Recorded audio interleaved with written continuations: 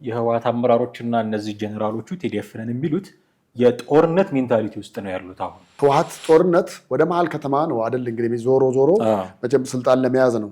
በየትኛው መስመር ወጥቶ ነው በየትኛው መንገድ ገብቶ ነው ወደ መሀል ከተማ መሆን የሚችለው? አሁን አንድና አንድ ያለው አማራጭ ከአማራ ታጣቂዎች ጋር ወይ ደግሞ ከፋኖ ጋር ያለውን ነገር ወዳጅነት የበለጠ ማጠናከር ነው። ጌታቸው ረዳም እንደዛ ነው ያሉት። ፌደራል መንግስቱን ጦርነት ውስጥ ለማስገባት ነው አፋር ክልል ላይ ያንን ነገር የከፈቱት የሚል እንደውም የወዲያን ጥሩ ነው መሰለኝ የሚባሉት የትግራይ ሰላም ሰራዊት የሚባሉት ተገንጥለው የወጡት ሰዎች አዛዥ ቲፒኤልኤፍ አፋር ሲገባ እኛ ትግራይ ገብተናል ወጥተናል፣ ምክንያቱም የአፋር ውስጥ ጦርነቱ እንዲደረግ ስለማንፈልግ ወጥተናል። መንግስት ደግሞ እነዚህን በተወሰነ መንገድ ሊያፈርስባቸው የሚችልባቸው ብዙ አማራጮች አሉ። ጦርነት የመጨረሻው አማራጭ ሊሆን ይችላል። ነገር ግን አሁን የሰላም ድርድር በክልሉ አካባቢ እየተጀመረ ነው እየተሞከረ ነው የሚባለውን ነገር መንግስት እዛ አካባቢ ያለውን ነገር ማስተንፈስ ከፈለገ ወደ ድርድሩ መምጣት መቻል ነው ያለበት። የኤርትራ መንግስትም ቢሆን ወይ መሳሪያ በመስጠት ወይ በሆነ ነገር ሊረዳቸው ይችላል እንጂ ሰራዊት በማስገባት እኔ ሊረዳቸው አይመስለኝም። ምክንያቱም የሰራዊቱ ቁጥር ውስን ስለሆነ ይቀንስብኛል የሚል ስጋት ሊኖረው ይችላል። አንደኛ፣ ሁለተኛ ደግሞ በይደር የሚያቆየው ጦርነት አለው። አለዛ በእልህና ወይ ደግሞ አልደራደርም በሚለው ነገር ምን ይሆናል እንግዲህ በፊት የነበረው ጽምዶ ከጎረቤት ሀገር ጋር የነበረው አሁን ደግሞ ከና አማራ ክልል ካሉ ታጣቂዎች ጋር ሊሆን ይችላል። ከፋኖ ጋር እንደዚህ መጣመር አይነት ነገር ተበራሪ ወሬዎች እንሰማለን። ለምሳሌ ዘመነ ካሴ መቀሌ ገብቶ እየታከመ ነው የሚሉ ጉዳዮች የዛ አንዱ ነጸብራቅ ሊሆን ይችላል። ስሙ እንደውም ማናብቶም እንደሆነ አላውቅም። በዛ ስም ነው ዮናታን ሀብቶም መቀሌ ውስጥ ገብቶ እየታከመ ስሙን ቀይሮ እየታከመ ነው። ስለዚህ ይሄ የሚያሳየው ምንድን ነው? የህዝብ ድጋፍ የለውም ቲፒኤልኤፍ፣ የአክቲቪስቶቹ ድጋፍ የለውም። ሰራዊቱም ከድቶ 2-3 ቦታ ተሰነጣጥቋል። ፓርቲው ራሱ አሁን የቀሩት በጣም ጥቂት ሰዎች ናቸው። የአንድ ፋሚሊ ዳይናስቲ የሚመስል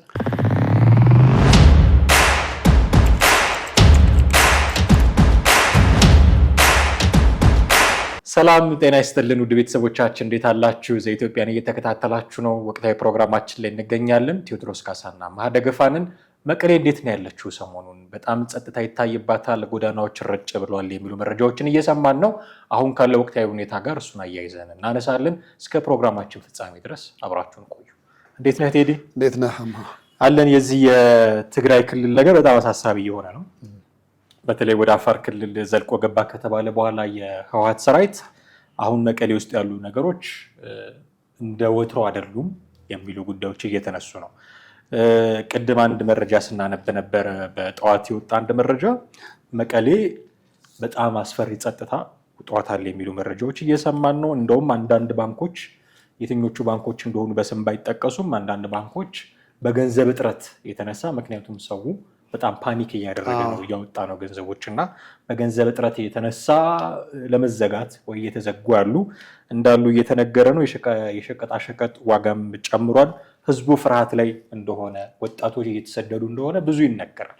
ይህንን ሁሉ ያመጣው እነዚህ በእርግጥም ራሳቸው አምነዋል ባህላዊ ጄኔራሎች ነን ብለዋል እነ ምግበይ። እነዚህ ባህላዊ ጄኔራሎች በሚፎክሩት ፉከራ የጦርነት ነጋሪት እየጎሰሙ ነው ያሉት ከሰሞኑ እንደምታውቀው እና በዚህ የተነሳ በጣም አሳሳቢ ነገሮች ትግራይ ክልል ውስጥ እየተስተዋሉ ነው። የመቀሌ ጎዳናዎች ግን ጸጥ ረጭ ብለዋል፣ ህዝቡን ፍርሃት ላይ ነው የሚል መረጃዎች እየሰማን ነው። እና እንደውም ቃል በቃል የተጠቀመው መረጃው ምንድን ነው? በ2013 የነበረው አይነት የውጊያ ሞራል አሁን የለም ህዝቡ ዘንድ።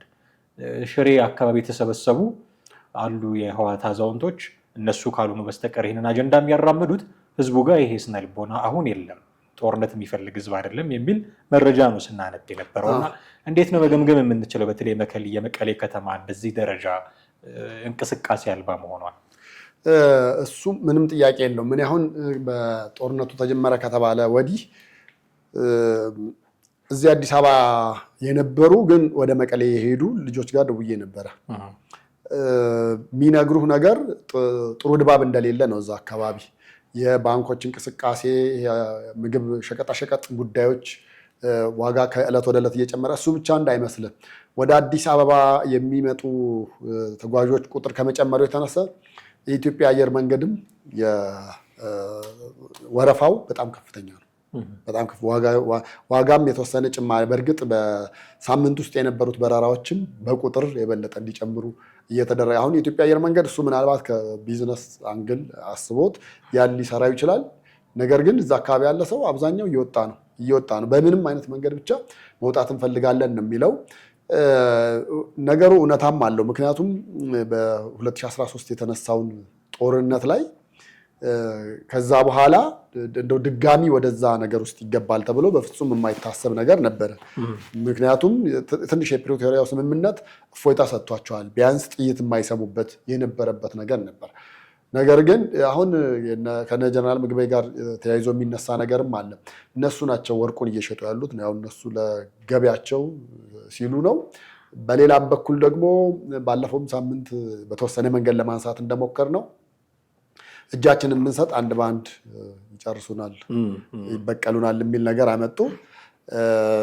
እንግዲህ የኛው ጀነራል እነሱ ደግሞ እንግዲህ 2 ሰዓት በፈጀ ንግግራቸው እሳቸው እኛ እንደናንተ አይደለንም፣ እኛ የበቀል ሰው አይደለንም፣ ብንሆን ኖሮ መከላከያ ሰራዊትን እንደወጋችሁ በዛ መንገድ በዛ ልክ እንሄድ ነበር ነው። ግን አሁንም የጥቅም ጉዳይ ነው፣ የገንዘብ ጉዳይ ነው። ዞሮ ጀነራሎቹ እየተጠቀሙ ነው ያሉት፣ ላይ ያሉት አመራሮች እያገኙ ነው ያሉት። በመሃል ግን ያው ህዝቡ እየተጎዳ ነው። እንግዲህ ትግራይ ውስጥ ያለውን ነገር ደግሞ ጦርነቱ ትንሽ ለየት የሚያደርገው ምንድን ነው?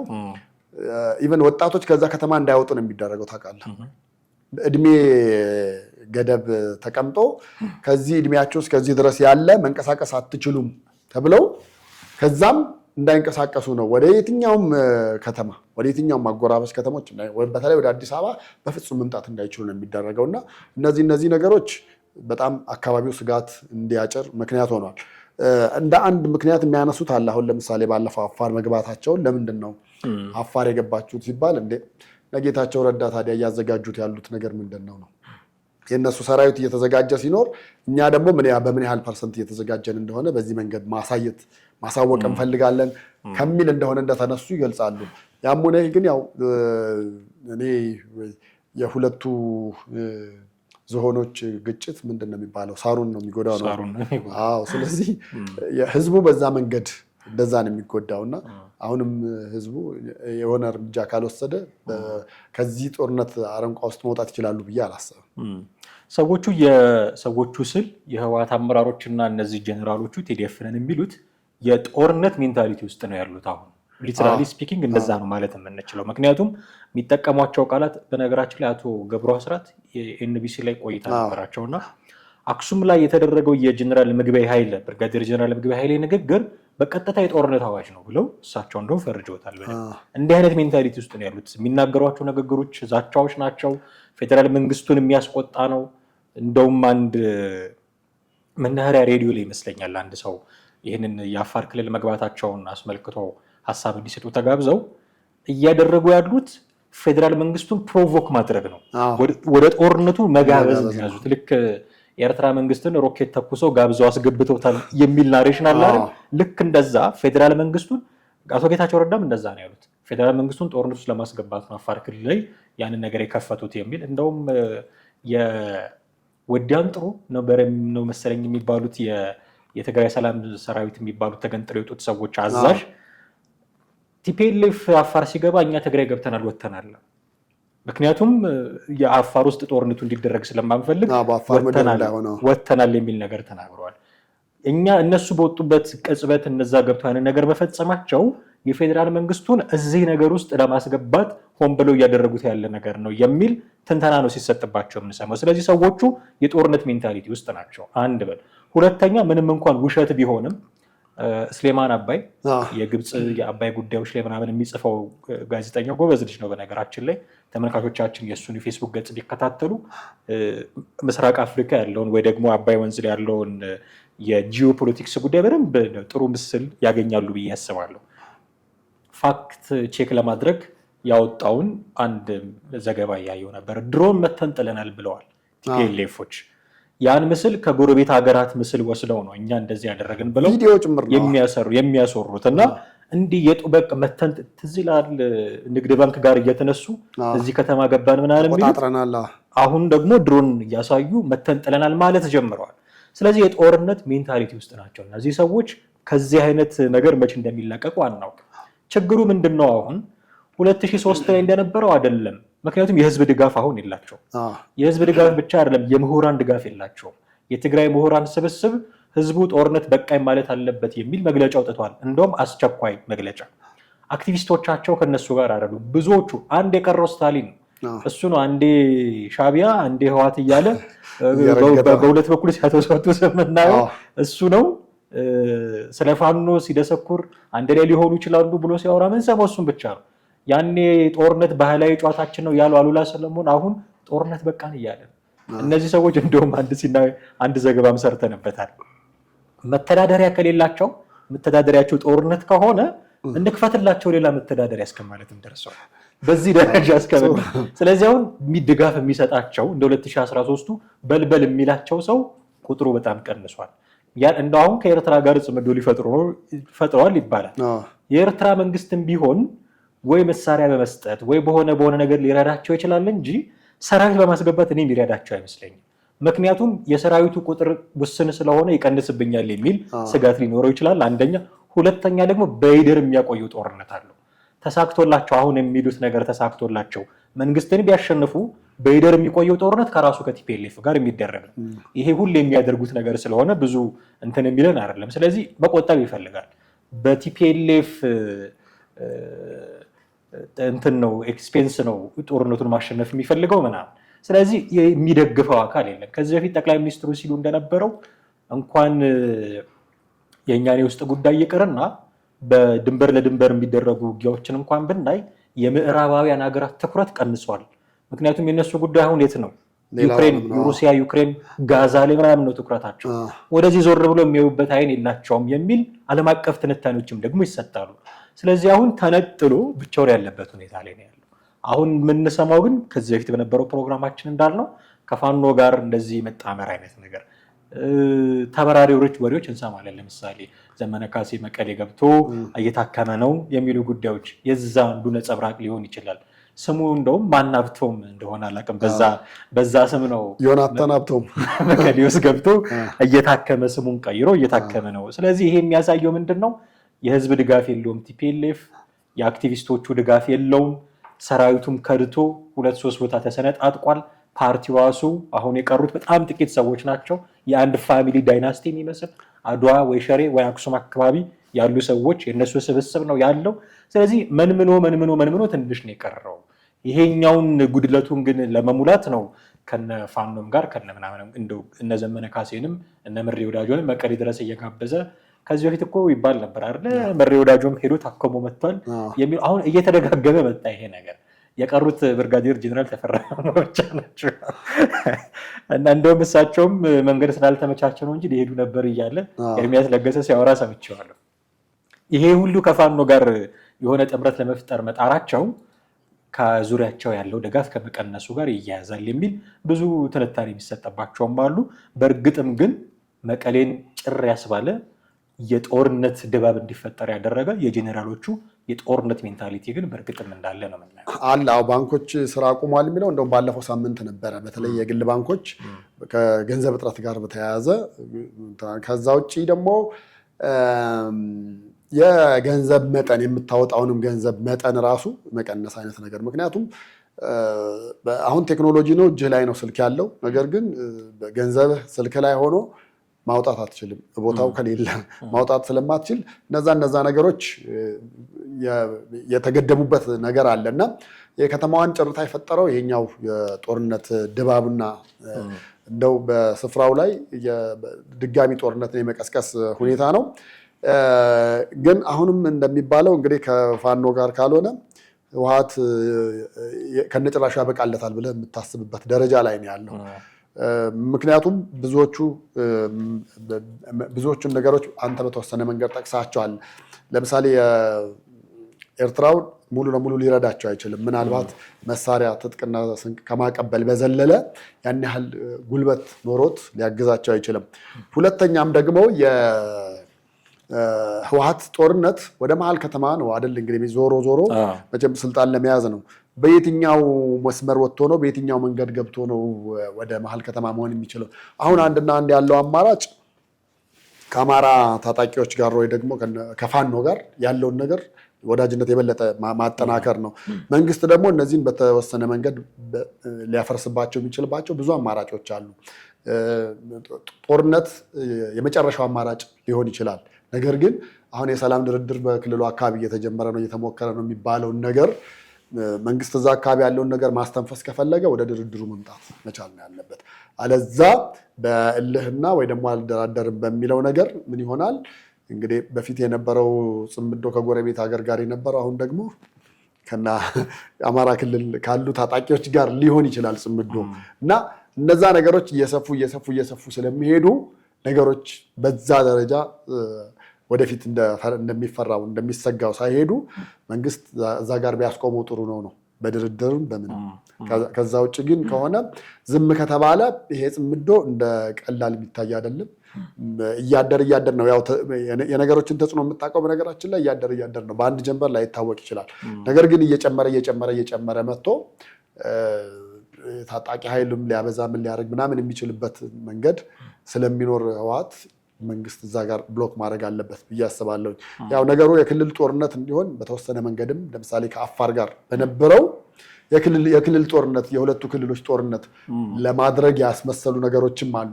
ግን ደግሞ ያም እንግዲህ በቀላሉ ይቆማል ያልተባለው ኦልሬዲ ተመልሰው ወጡና ቆሟል ለጊዜው። ግን ደግሞ ያ ሁሉም ላይ ስጋት ጥሏል። ስጋት ብቻ አይደለም ሁሉም በተጠንቀቅ እንዲቆም ምክንያቱም ሆኗል። ሁሉም በተጠንቀቅ እንዲቆም አፋር ክልል የምትሄድ እንደዛ ነው። ትግራይም አማራም ክልል በቅድምም በሌላ ቀረጻ ላይ ስናነሳ የነበረውም የተከዜ ሁሉም እንደዛ አይነት ነገር እንዲኖር የማነሳሳት አይነት ነገር ስላለ ያ ደግሞ እንግዲህ ቀጣይ ለሚመጡ ወይ ደግሞ ያኮረፈ ኃይል ደግሞ ሄዶ እንዲቀላቀላቸው ምክንያት ይሆናል። ስለዚህ መንግስት ያን ነገር መስበር አለበት ብዬ አስባለሁ። በድርድር ማለት ነው።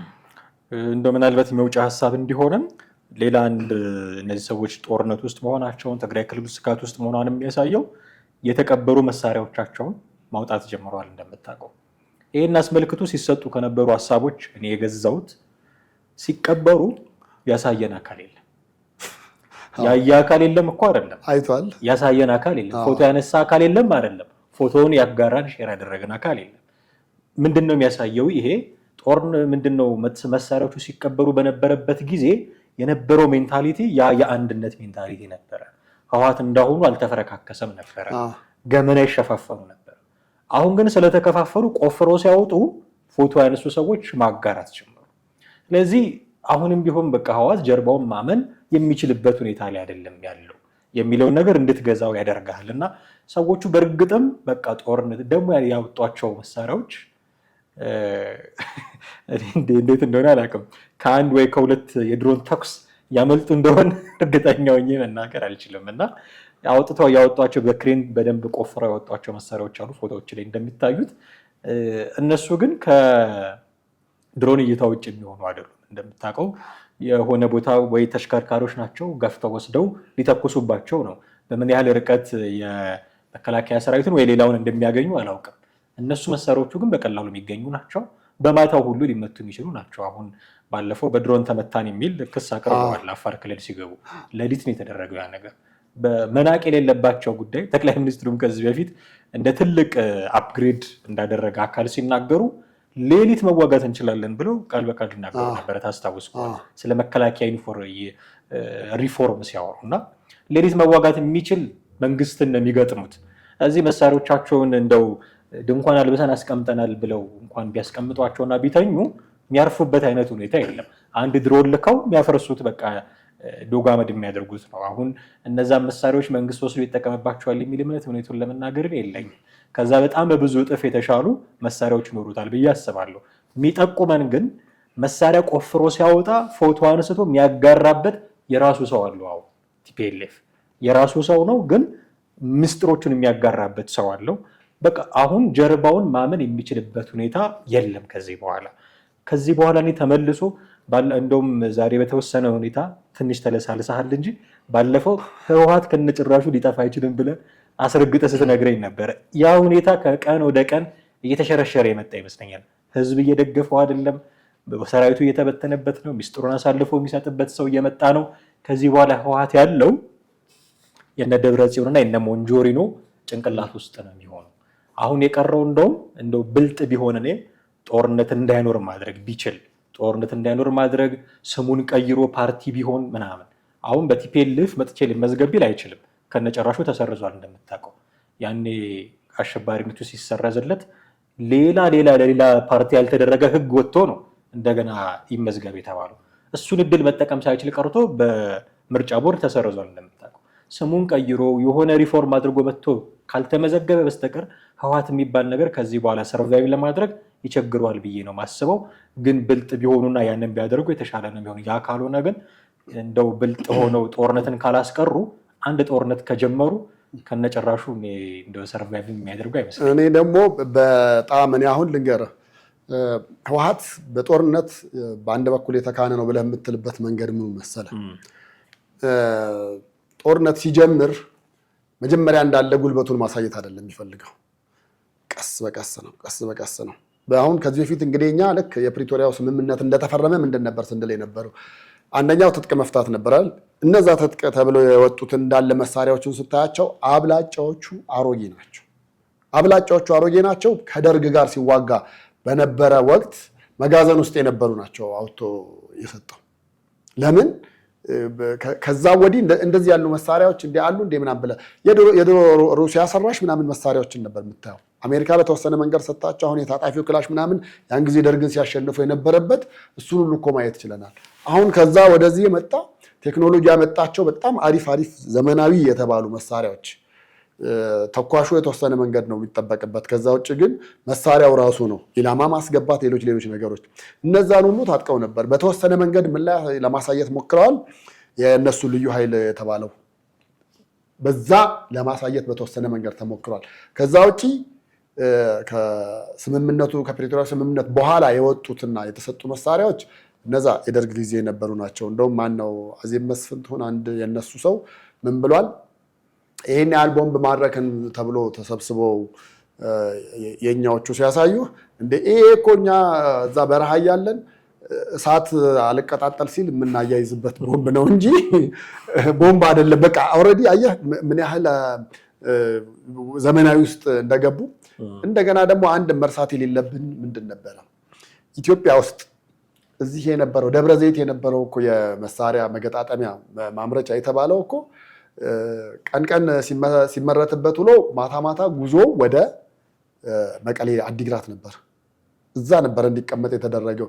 ያን ቦታም በእርግጠኝነት ምነግርህ የተወሰኑ አካላት የተወሰኑ የህወሓት አመራሮች ናቸው የሚያውቁት እንጂ አለ። እዛ ቦታ ያስቀምጠው የነበሩት በሁለት ምክንያት ነው። አንደኛ የሆነ ኃይል ቢመጣና ቢገፋን ልናሸንፈው እንችላለን። ሁለተኛ ከኤርትራ ጋር በሚኖር፣ ሶስተኛ ደግሞ ለሱዳንም ከዛ ነበር እያወጡ ይሸጡ የነበሩት። ያን ጊዜ እኮ ይኸውልህ ስዩም መስፍን ቀን ሁለቱን ሱዳኖች አደራድሮ ስብሰባ ጠርቶ አደራድሮ ማታ ላይ ደግሞ ከአንደኛው የሱዳን ታጣቂ ኃይል ጋር ታየዋለህ። ምንድነው ሲባል ሰዎቹ ቅድም እንዳወራ ነው ብቻ አይደለም፣ መረጃ ስናሰባስብ የኛ ሰዎች እንደነገሩን መሳሪያ እየገዙ ነው፣ እየሰበሰቡ ነው፣ እናንተ መሰብሰብ አለባችሁ ይላል። ማዕቀብ ተጥሎብናል፣ ከየት እናምጣ ሲሉ እኛ ጋር አለ አይደለው፣ ሰዱ ችግር የለም፣ በዱቤም በክሬዲትም ያላችሁን ከፍላችሁ ሰዱ እየተባለ ለሱዳንም ሲሸጥበት የነበረ ነው። ስለዚህ እዚህ ደብረ ዘይት ከነበረው መሳሪያ በላይ ከለውጡ በኋላ ነው በነገራችን ላይ ደብረ ዘይቱ የበለጠ እንዲደራጅ የተደረገው። ሄደንም እንድናየው እንድንጎበኘው ሁሉ ተደርጓል እንጂ አብላጫው የነበረው ትግራይ ውስጥ ነበር። ስለዚህ እነኚህ ሰዎች አሁን የተደበቀውን በተወሰነ መንገድ አሳይተውናል አይደል? ነገ ከነገ ወዲያ ደግሞ ጦርነቱ የበለጠ እየገፋ ሲሄድ ደግሞ ሌሎች የተደበቁ እጅግ በጣም ዘመናዊ መሳሪያዎች ይወጣሉ። አንደኛ እነሱን ይዛሉ ነው የምልህ። ሁለተኛው ደግሞ ትግራይ ክልል ስትረግጣት ጀምሮ የኢትዮጵያ ሰንደቅ ዓላማን የቱ ጋር ነው የምታገኘው? የለም። እነሱ በሚናገሩበት ጊዜ ብቻ አይደለም፣ ወይ ደግሞ የካቲት 10 ታህደ ሲከበር ብቻም አይደለም፣ ግንቦት ሃያ ምናምን ብቻ አይደለም። ኤኒ ቦታዎች ላይ ብትሄድ ኢትዮጵያዊነት የሚለው ስሜት ወጥቶ ሀገረ ትግራይ ከሃይማኖት አባቶች ጀምሮ እየተነገሩ ያለውን ነገር ያን ነገር አቅማተው እንደው በሪፈረንደም በምንም ከዚህ በኋላ ትግራይን ሀገር እናድርግ ብለው ቢሉ የማይችሉበት ነገር ሆኖባቸው ነው እንጂ በእርግጠኝነት ብዙ ነገሮችን ይዘዋል። አሁንም ኃይል አላቸው። አሁንም በእርግጠኝነት እያደር ይወጣል ነው የምልህ። አሁን የሰሞኑን ያያነው አለ፣ ከሱ የበለጠም ደግሞ እያደር ይወጣል። ትግራይ ውስጥ ለብቻ እስር ቤት አለ። ትግራይ ውስጥ ለብቻ ማሰልጠኛ ካምፕ አለ። እነዚህን የሚያውቁት የተወሰኑ ምግበይን ጨምሮ ደብረጽዮን የተወሰኑ አመራር አካላት ብቻ ናቸው ለችግር ቀን ይወጣል ብለው የተዘጋጀው ማለት ነው። ስለዚህ አሁንም በቀላሉ የምናየው በቀላሉ የምንንቀው ወይ ደግሞ እንደው የግድ ከፋኖ ጋር ካልተጣመረ ወደ መሀል ከተማ ሊመጣ አይችልም ብለን ወይ ደግሞ ለጦርነት የተዘጋጁ ኃይሎች አይደሉም ብለን ንቀን የምንተዋቸው አይደሉም። ብዙ ነገር አላቸው። ሌላ ኃይል መጥቶ ካልያዘው ካልተቆጣጠረው ላይወጣ የሚችል በጣም ብዙ ኃይል አለ ብዬ ነው የማምነው። ጥሩ እንግዲህ እኔ በዛ ደረጃ አላምንም። በጣም ብዙ የተመናመነበት ወቅት ላይ ነው ብዬ አስባለሁ።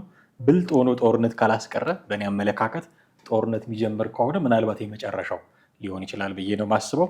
በልዩነት እንጨርሳለን ዛሬ ፕሮግራማችንን። ተመልካቾቻችን እናንተ ምን ትላላችሁ? የእናንተን ሀሳብ ብታጋሩን ደስ ይለናል። በተለመደው መንገድ ከታች ባለው የሀሳብ መስጫ ሳጥንም በስልክ ቁጥራችን በኩል ወደኛ ልታሻገሩ ትችላላችሁ ሀሳቦቻችሁን። አብራችሁን ቆይታችሁ ስለተከታተላችሁን ግን እጅግ አድርገን እናመሰግናችኋለን። ቴዎድሮስ ካሳና ማህደ ገፋ ነበርን። በሚቀጥለው ፕሮግራም በሌላ ርዕሰ ጉዳይ እንጠብቃችኋለን። ጤና ይስጥልን።